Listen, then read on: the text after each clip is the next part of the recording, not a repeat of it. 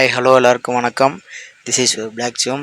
இன்றைக்கி என்ன ஸ்பெஷல்னால் இன்றைக்கி வைகாசி விசாகம் தான். வைகாசி விசாகனாலே நமக்கு ஞாபகம் வருது முருகர் தான்.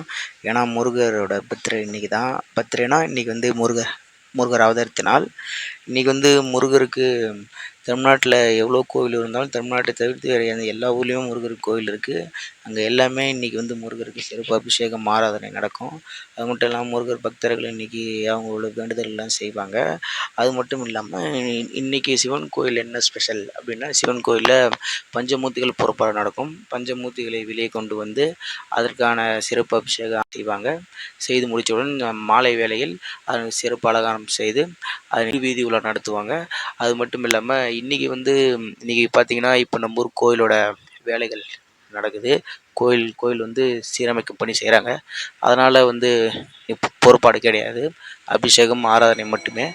அதனால் வந்து நம்ம எல்லாம் வல்ல இறைவனை வேண்டிக் கொண்டு சிறப்பாக கோவில் கட்டட வேலைகள் முடியணும் அப்படின்ட்டு வேண்டிக்கொள்ளோம்.